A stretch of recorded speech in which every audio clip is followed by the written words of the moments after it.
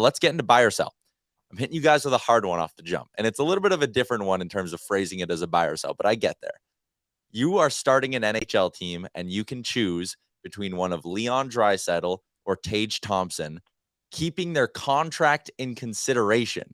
Which one would you buy on, Frank? How many years does Draisaitl have left? 2 more. 2. He's got 2 more at 8.5, and Tage Thompson has the big $7.1 million extension. I'm going to go with Leon Draisaitl. Even with the term and all that considered? Yep. Because if I'm starting a team, that means I have whatever the cap is next year, $85 million to spend. And even if Draisaitl jumps from 8.5 at some point to 12.5 or 13 or whatever the number ends up being, there's plenty of room for it. And Draisaitl is an individual driver that does not need Connor McDavid to pile up points. And he's proven that year in and year out. And I would say that Tage Thompson, as special as he is, I don't know who, by the way, only 2 years younger. I don't know that he will ever be a 110 to 120 point player. Couldn't agree more. I do find it interesting that years ago, there was a top 100 player list and a star-studded European wasn't on it, and Evgeny Malkin. And here we are in 2022, and a top 100 list comes out, and Leon Draisaitl isn't on it. It's laughable. Who had this list? Yeah, The Athletic. Oh my God, that's a mistake. Yeah. So I don't understand. I don't understand what they think because they play on the team as Crosby and McDavid, they're not good. Leon Draisaitl is going to score 100 points again. He's going to become only the 26th player to have 4 100-point seasons. 4. And he's only 9 years in the league. Like, this guy's going to end up probably in the top 15 when it comes to 100-point seasons. Like, that will be one they're like, oh, geez, I can't believe we didn't have it. But and you guys know me. I love Tage Thompson.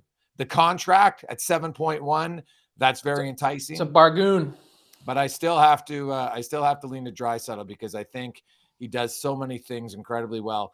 And his pain threshold in the postseason last year is something that proved he can play when he's uncomfortable. Yeah. One player, I believe Auston Matthews was on that list, by the way. But 95. I'm not. Yeah. But he's on pace for. That's way premature. If you're going to put him on and not Draisaitl, that's crazy. Yeah. Auston Matthews is on pace for under 44 goals this season. He's starting to heat up a little bit here, but are you buying or selling Matthews hitting the 50 goal mark this year, Jason? Well, 50's tough. He's going to have to get hot, but he's shown he can do that. It's hard to score, like to put expectations on a player and say, we better score 50 every year. It just shows you how hard it is. But, I still think his wrist is bothering him. I don't think there's any doubt about that. And if you're a shooter, 50, I think might be a little bit of a stretch because I think he's going to rest a few more games down the stretch for Toronto. And Matthews will be like, does he care? Of course he wants to score 50, but he'd rather be healthy for the playoffs. He wants to win in the playoffs. So I'm going to sell that he reaches 50 this season. I'm going to sell as well. He hasn't looked right from Jump Street, hasn't had the juice, hasn't had the same swagger. And I've said it before. I've heard Maple Leaf fans respond back and say, oh, what a complete player he is. No one's focused on the goals because this team is winning. I don't care what anyone says. This is one of the most disappointing individual seasons that we've seen in a while for a guy that was so explosive and so impressive last year. 60 goals and closed the season with 50 in 53 games. Like, I think that's what it was. Crazy. Yeah. Last one I got for you. You guys have agreed on both of these, and this was my easy one. I probably should have started with this one. 500 goals for Steven Stamkos. He's got a couple of rings as well. Is he a first ballot Hall of Famer? You buying or selling on that, Frank? I will buy. I would not have said that a number of years ago, maybe 4 years ago. And obviously the cups will change that. But what's amazing about Stamkos is that he dealt with injury for a while and really found his stride again. Not to say he was ever a bad player, but he was just kind of like, he went through a couple years where he was just sort of marginal and forgotten, 72-point season, 64-point season, and then missed some time with injuries to then go from that and crest over the age of 30 and go back to being a 40-goal, 100-point guy, setting new career highs and points.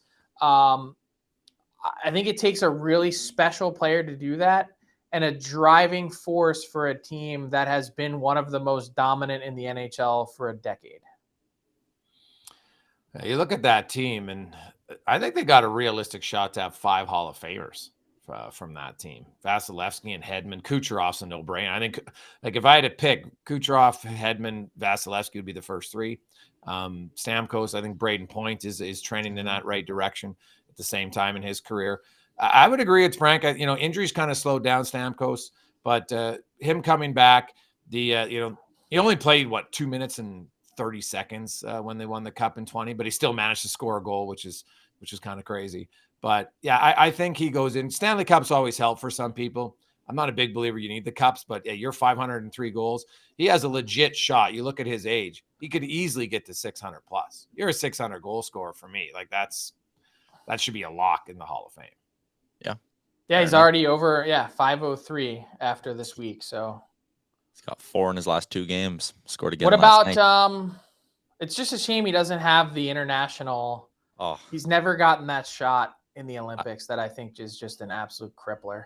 Well, remember, Frank, when we were best, like, God, yeah, his career might be over. Yeah, Tyler, we talked to him at the Player Media Tour in Chicago in 2021 before the supposed to be the 22 Olympics, and he was so juiced up about the idea of finally getting a crack in Beijing.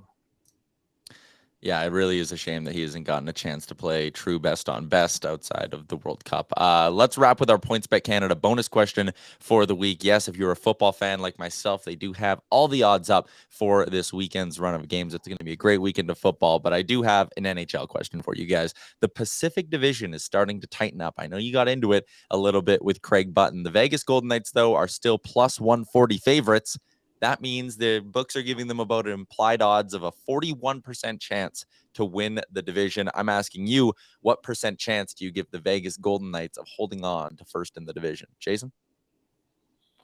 Well, I don't think so. So I'm going to say 0 because I don't think they're going to win. Vegas has played, of the Pacific teams, Vegas has played 19 versus the worst 10 teams in the NHL. Edmonton and Seattle have only played 9. They each have 10 more games remaining against the bottom 10 teams in the league. And if you look at all the playoff teams, they all have winning records against those teams. And I think that's ultimately going to be the difference for Vegas, is that just the strength of schedule. They took advantage of it early, and now it's going to be the other teams that take advantage of it. So I don't see them finishing first. Combine that with the Mark Stone injury. I just think that guy is the emotional pulse of that team. Vegas is still going to be good. They're a playoff team. I have no doubt about that, but I don't see them winning the division. Yeah, I think you have to consider it around a 20% chance. I think they're probably unlikely at this point, given their injuries. Alec Martinez as well. And also, even when he's played, he looks like he's lost a bit of a step. Logan Thompson started really hot. I think his game has sort of been mostly average of late. Last 13 games since December 7th, 899, so sub 900. I think maybe that's a little bit of a concern. And they're asking him to play a lot. He's played 30. He started 30 of the Golden Knights, 46 games. So that's a lot. He's on pace for, just under 60 games.